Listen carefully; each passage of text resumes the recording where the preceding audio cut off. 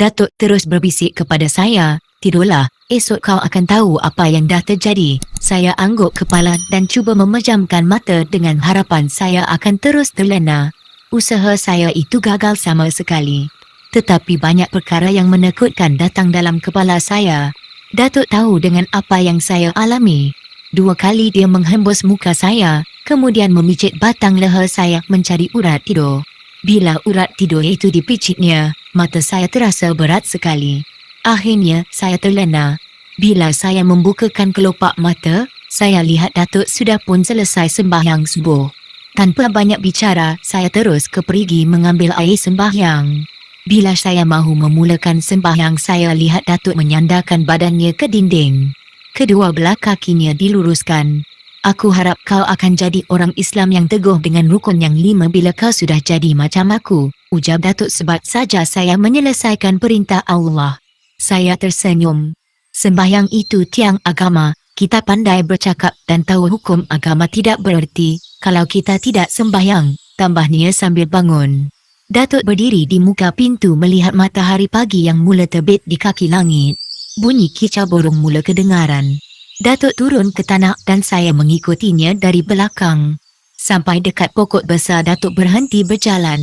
Kenapa? Datuk tak mahu mandi embun pagi ni? Tanya saya. Mandi. Tapi aku nak mencari mayat Kidon dulu. Aku agak di kawasan ni. Kau cari arah matahari terbit dan aku arah matahari jatuh. Baiklah Tok. Saya berjalan menuju ke arah pokok cejawi besar. Lebih kurang dalam 20 langkah mahu sampai ke pangkal pokok cejawi besar, saya terserempak dengan mayat Kidon. Badan saya menggigil, saya lihat mayat Kidon tanpa kepala. Seluruh badannya bercalar, macam digaruk oleh binatang buas. Datuk pun segera saya panggil. Kenapa? Soal Datuk. Mayat Tok, mayat. Suara Datuk menurun. Dia pun melangkah menuju ke arah mayat Kidon. Datuk mematahkan anak-anak pokok lalu menutup mayat Kidon. Kita mandi embun dulu, kata Datuk dengan senyum. Mayat ni macam mana Tok? Biarkan di situ dulu. Lepas mandi embun baru kita uruskan, baru kita beritahu pada orang kampung. Saya faham Tok. Pagi itu, kami berjalan di tepi hutan kecil sambil mandi embun. Badan terasa cukup segar. Bila mandi embun selesai, Datuk terus menemui ketua kampung. Kerana Kidon tidak mempunyai sanak saudara, urusan pengkebumian mayatnya diuruskan oleh Persatuan Khairat Kematian kampung itu. Ketua kampung memberitahu pada semua penduduk bahawa kematian Kidon dibaham oleh harimau. Perkara yang serupa itu juga dilaporkan kepada pihak polis. Sejak kematian Kidon, kampung Hulu Kuang tidak lagi diancam tuyul yang mencuri wang penduduk dan barang-barang yang berharga. Seminggu selepas kematian Kidon, pondoknya terbakar dengan sendiri waktu dini hari. Akhirnya orang-orang kampung tahu juga yang Kidon membela tuyul jadi-jadian. Mereka datang mengucapkan tahniah atas kejayaan Datuk. Saya tidak membunuh Kidon. Dia mati dimakan oleh tuyul yang diciptanya sendiri. Biasanya tuyul jadi-jadian boleh mendurhaka kepada tuannya. Itulah kepala Kidon hilang, kata Datuk pada orang-orang kampung yang melawat pondok Kidon yang terbakar itu. Waktu Datuk mengkais-kais di kawasan rumah Kidon yang sudah dimakan api, Datuk menemui tengkorak. Datuk yakin tengkorak itu ialah tengkorak Kidon. Masuk minggu kedua Kidon dikuburkan, orang-orang kampung terdengar bunyi suara lelaki menjerit dari tanah kubur waktu malam. Bila disiasat, ternyata suara itu datangnya dari kubur Kidon. Orang-orang kampung terpaksa membacakan surah Yasin selama 2 minggu di surau. Mohon pada Allah supaya suara menjerit itu tidak didengari oleh orang-orang kampung. Akhirnya dengan kuasa Allah yang Maha Besar, suara itu tidak kedengaran lagi. Menurut imam masjid kampung tersebut, perkara itu berlaku adalah dengan kuasa Allah yang mahu memperlihatkan kepada manusia di dunia bahawa sesuatu yang dilakukan tidak mengikut atau terkeluar dari hukum-hukum agama akan mendapat balasan yang setimpal dari perbuatannya itu. Orang-orang Islam yang baik mendapat rezeki yang halal melalui titik peluhnya sendiri. Islam menyuruh umatnya berusaha dengan cara yang baik. Saya harap apa yang terjadi pada diri Kidon akan menjadi pelajaran pada kita semua. Imam kampung Hulu Kuang yang berbadan tegap itu memberitahu pada semua penduduk di satu petang di Dewan Orang Ramai. Dalam jangkaannya, Saya dan Datuk akan meninggalkan Hulu Kuang pada petang Khamis kerana pada malam Jumaat Datuk akan bermalam di rumah isteri mudanya orang Bunian. Jangkaan itu tidak terlaksana. Waktu saya bersiap-siap pada petang Rabu, seorang lelaki dari Tanjung Rambutan mengajak Datuk menembak kijang di Hulu Kinta. Saya setuju, tapi macam mana sekarang musim darurat? Datuk bertanya pada orang yang mengajaknya. Orang itu ketawa. Sebenarnya, saya memang ada memasang jerat pelanduk, kancil dan lain-lain di hutan Hulu Kinta. Kita dikenakan perintah berkurung pada waktu malam saja, jadi kita boleh pergi pada waktu siang. Begitu, tentu setuju. Pada pagi Khamis, saya dan Datuk menaiki bas dari Cemor ke Tanjung Rambutan. Dari situ berjalan kaki menuju ke Batu Lapan. Belum pun pukul 10 kami sudah berada di dalam hutan tebal. Sebelum itu kami melaporkan diri di Balai Polis Tanjung Rambutan dan menyatakan tujuan kami masuk ke dalam hutan. Kawan baru Datuk itu memberikan senapang kampungnya untuk digunakan oleh Datuk. Di samping itu dia juga menyuruh Datuk membuat beberapa jerat baru. Sampai di satu kawasan, kawan baru Datuk menyuruh saya dan Datuk menuju ke arah sebuah anak bukit yang menurutnya di situ ada beberapa jerat yang sedang dipasang. Sedangkan dia menuju ke arah lain. Berpeluang juga saya berjalan dalam hutan itu. Satu keistimewaan Datuk yang tidak berdaya saya melawannya ialah dia terlalu cepat bergerak dalam hutan. Dahan-dahan dan pokok-pokok yang dipijaknya tidak berbunyi. Saya terkejut besar bila seekor harimau dengan tiba-tiba muncul dari balik rimbun pokok salak jambi. Matanya tajam merenung saya. Ekornya bergerak-gerak. "Ah, kamu jangan kacau, aku nak lalu di sini. Pergi cari makan tempat lain." Begitulah Datuk berdialog dengan harimau. Dan harimau itu bagaikan mengerti dengan apa yang Datuk katakan itu. Dia bergerak perlahan-lahan dan akhirnya menghilangkan diri dalam hutan yang tebal itu. Berhenti, Datuk memaut bahu saya. "Kenapa, Tok? Sembunyikan diri balik pokok." Saya pun aku dengan cakap Datuk. Dia menyerap di pangkal pokok besar. Saya juga begitu. Datuk mencangkung, macam kucing mahu menerkam sesuatu. Mata Datuk tajam melihat pada rimbun anak-anak pokok yang bergerak. Seekor kancil muncul di depan kami. Datuk melompat bagaikan kucing. Dalam sekelip mata saja dia berjaya menangkap kancil lalu dimasukkan ke dalam guni. Kawasan yang kami masuk itu sekarang sudah dijadikan pusat latihan dan rumah pasukan polis hutan Hulu Kinta. Hutan tebal yang kami jelajahi dulu sudah digantikan dengan hutan rumah pangsa yang bertingkat-tingkat. Datuk dan saya terus berjalan. Kalaulah Datuk itu adik saya, sudah pasti saya menarik tangannya pulang. Saya terasa bosan berjalan dalam hutan yang tebal dan lembap dengan bermacam-macam bunyi burung hutan. Saya merasakan kesal mengikutnya. Kalaulah saya mengikut cakap adik Datuk yang menyuruh saya tinggal di rumah, tentulah saya tidak mengalami kesengsaraan semacam ini. Bila saya fikirkan dalam-dalam, ada baiknya menurut Datuk berburu dalam hutan. Dapat menambahkan pengalaman saya sendiri. Kepala dan hati terus melayan perasaan, kaki terus juga melangkah meredah duri dan onak. Saya mula terasa dahaga, tekak terasa cukup kering. "Saya dahaga, Tok. Kau memang banyak ragam. Tadi gatal sangat nak ikut." "Jahanam," Datuk merungut panjang sambil menyambung. "Jalan ke depan lagi kalau ada payah atau kolam. Lepas tu kau minum sampai bengkak perut." Datuk terus menolak saya. Ramalan Datuk tepat. 20 langkah melangkah ke depan kami bersua dengan sebuah payah airnya cukup jernih. Bila saya mahu minum, Datuk segera menahan. "Jangan minum, saya haus, Tok. Minum di sini." Datuk pun mencetus akar besar yang tergantung dari sepohon pokok rendang. Bila akar itu dipotong, darinya keluar air yang bersih. Dan air itu terus saya minum. Dahaga saya terus hilang. Bila saya merenung ke arah payah yang berair jernih, saya lihat air di payah itu bergerak-gerak. Di tengah perut payah itu terdapat seketul batu besar macam bentuk kapal.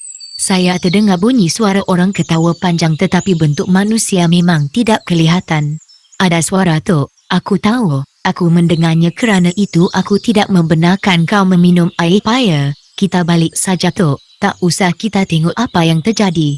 Datuk dan saya pun segera bersembunyi di dalam rumpun pokok-pokok hutan. Saya lihat seorang perempuan berkulit putih berambut panjang sampai ke pinggang. Perempuan itu berkemban berenang ke tengah dan ke tepi sambil ketawa. Tiba-tiba perempuan itu hilang. Cuma yang tinggal di tengah paya ialah gelombang air yang beralun-alun memburu tepi paya. Siapa tutup? Saya menyoal. Penunggu paya, jangan tunggu lama di sini, susah kita. Datuk dan saya mula mengubah haluan. Kami berjalan ke arah selatan. Datuk mula terasa sesuatu yang ganjil. Dia menyatakan rasa sangsinya terhadap kenalan barunya yang mengajak dia masuk hutan tadi. Dia mula merasa kesal menerima pelawaan kawannya itu. Lebih aneh lagi, kenalan barunya itu tidak pula menjumpai orang-orang dahulu Kuang sebelum menemuinya.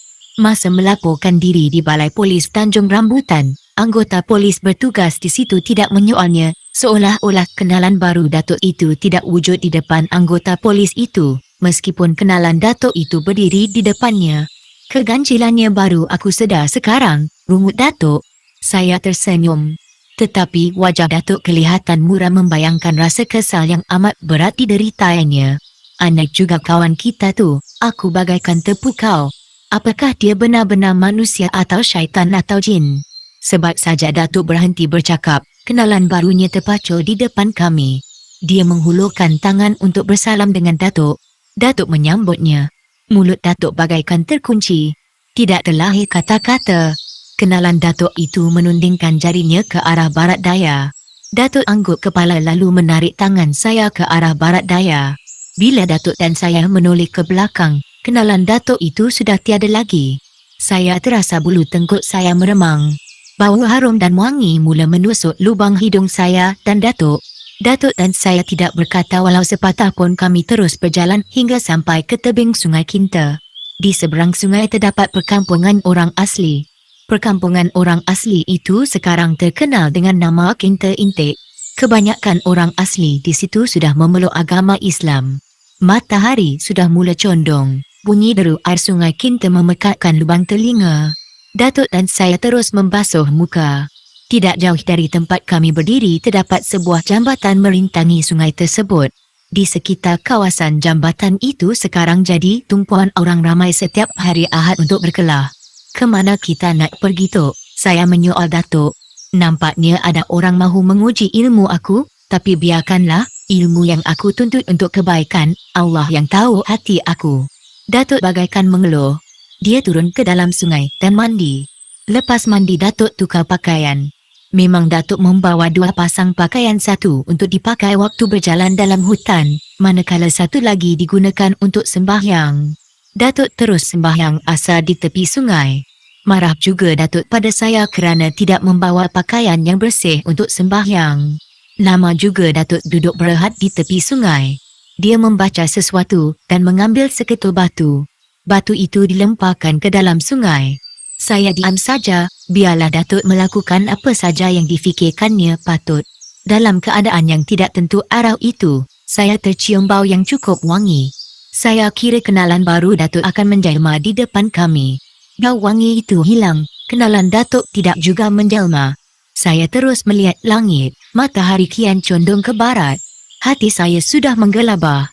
Datuk masih juga tenang dan damai. Kita balik saja, Datuk memberitahu saya. Cepat-cepat saya anggukkan kepala. Saya dan Datuk berpusing-pusing dalam hutan Hulu Kinta mencari jalan keluar. Kami tidak dapat menemui jalan yang mana kami lalu tadi. Yang anehnya ialah sejauh mana kami bergerak, baik arah matahari jatuh atau matahari naik, kami akan sampai juga ke tepi tebing sungai. Malah untuk sampai ke jambatan di sebelah hilir sungai kami tidak berdaya. Jambatan itu nampak dekat dan kami boleh melihat orang asli berjalan di atasnya. Tapi kami tidak dapat menembusi hutan tebal untuk sampai ke jambatan. Berkali-kali diusahakan untuk pergi ke situ tetapi kami gagal juga. Pergi balik kami tetap berlega-lega di kawasan tepi sungai itu. Hari mula remang senja. Datuk menggunakan segala kepandaiannya. Ternyata kepandaian Datuk tidak berguna sama sekali di dalam hutan Hulu Kinta. Akhirnya Datuk memutuskan untuk bermalam saja di tepi tebing sungai tersebut. Waktu saya mahu pergi ke dalam perut sungai, saya terserempak dengan seekor ular sebesar batang kelapa. Saya menjerit. Datuk segera menghampiri saya. Datuk juga terkejut melihat ular besar itu. Lama juga Datuk menenung mata ular itu. Matanya berkedip, kata Datuk dengan penuh semangat. Kenapa mata ular tidak berkedip ketuk? Biasanya begitulah, kalau berkedip tu, tandanya jin atau bukan ular sembarangan. Saya terdiam mendengar penerangan Datuk itu. Lagi sekali, saya dan Datuk tercium bau wangi yang amat sangat. Hari bertambah gelap. Fikiran saya bertambah kacau. Datuk terus menghadap ular besar. Perlahan-lahan ular itu membuka lingkarannya. Dalam sekelip mata saja, ekornya menjunam ke dalam sungai. Air sungai yang mengalir deras jadi tertahan. Saya lihat air sungai mula melimpah ke atas tebing, menenggelamkan batu-batu besar di tengah sungai di bahagian hulu. Manakala di bahagian hilir sungai, saya lihat air tidak mengalir. Saya perhatikan Datuk bercakap sesuatu dengan ular tersebut. Setiap kali Datuk mengakhiri percakapannya, ular itu mengerakkan kelopak matanya. Ular itu bagaikan mengerti dengan apa yang Datuk cakapkan. Datuk menyuruh saya menutup mata. Saya patuh pada cakapnya.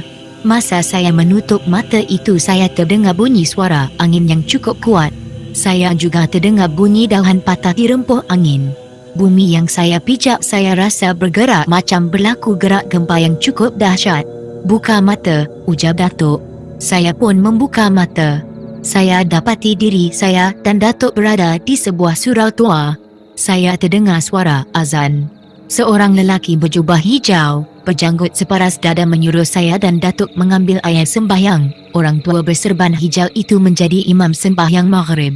Selepas membaca doa, orang tua berserban hijau itu menghantar saya dan Datuk ke perkampungan orang asli. Dia menyerahkan saya pada penghulu orang asli yang dipanggilnya dengan nama Tok Batin Ba Aloy. Dia juga menyuruh penghulu orang asli itu menghantar saya dan Datuk ke Jalan Besar Tanjung Rambutan Ipoh pada siang esoknya. Penghulu orang asli itu memberi pengakuan akan membuat apa yang diperintahnya. Bila orang tua itu membuka serban dan bersalaman dengan Datuk, barulah saya kenal bahawa orang tua itulah yang menjadi kenalan baru Datuk itu. Dia mengucapkan terima kasih pada Datuk yang telah membinasakan Kidon. Dia juga mengingatkan Datuk supaya jangan datang ke hutan Hulu Kinta tanpa menemuinya terlebih dahulu. Menurutnya, kawasan hutan Hulu Kinta adalah kawasannya. Dia juga meminta Datuk memulangkan kancil yang ditangkap oleh Datuk.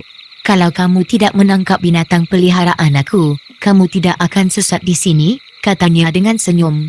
Tapi, awak yang mengajak saya kemari berburu. Saya mahu menguji sejauh mana awak boleh menghargai nyawa makhluk lain, katanya dengan senyum. Saya jadi bingung dengan perbuatan awak, tingkau Datuk. Jangan bingung, selain dari manusia ada makhluk lain yang mendiami bumi ini. Kamu harus mengenali mereka, tapi kau terlebih dulu mengenali kekuasaan Allah yang menjadikan langit dan bumi, tambah lelaki serban hijau. Kemudian dia menghilangkan diri. Sebelum tidur, penghulu orang asli memberitahu saya dan Datuk dia telah memeluk agama Islam. Orang bertanggungjawab mendorong dia memeluk agama Islam ialah lelaki serban hijau itu. Saya menggigit lidah mendengar cakapnya. Datuk pun menceritakan semua peristiwa yang kami alami pada penghulu orang asli. Dia ketawa. Menurutnya, ular besar memang selalu ditemui oleh anak buahnya. Anehnya ular itu tidak pernah membinasakan orang. Kalau dia lalu di depan rumah kami, waktu senja menunjukkan ada perkara yang tidak baik akan berlaku. 3 bulan dulu dia melintas waktu senja di kampung kami. Seminggu kemudian anak saya mati lemas, kata penghulu orang asli. Saya dan Datuk anggukkan kepala. Lelaki serban hijau tu siapa Tok Batin? Tanya saya. Haji Lokman, jawab penghulu orang asli. Selepas tidak ada pertanyaan yang keluar dari mulut saya atau Datuk, saya dan Datuk disuruh tidur di bahagian depan rumah penghulu itu. Pagi esoknya atas permintaan Datuk, penghulu orang asli itu membawa saya dan Datuk ke kawasan tempat kami bertemu dengan lelaki serban hijau itu. Tidak terdapat sebarang kesan atau tanda kawasan itu pernah didiami oleh sesiapa pun. Di tempat ni tak ada apa-apa. Dulu kami jumpa orang komunis bunuh diri di sini, tanpa diminta penghulu orang asli menerangkan. Saya dan Datuk dihantar oleh penghulu orang asli hingga ke tepi jalan besar. Datuk dan saya membuat keputusan untuk berjalan kaki sahaja pergi ke Pekan Tanjung Rambutan yang jaraknya kira-kira 2 batu saja. Sedang seronok melangkah, kenalan baru Datuk muncul di depan kami dalam masa 2 saat, kemudian dia menghilangkan diri. Sebab saja saya dan Datuk sampai di depan Balai Polis Tanjung Rambutan, beberapa orang hulu kuang bersama adik Datuk tersenyum memandang kami. Mereka sedang merancang untuk mencari kami di dalam hutan.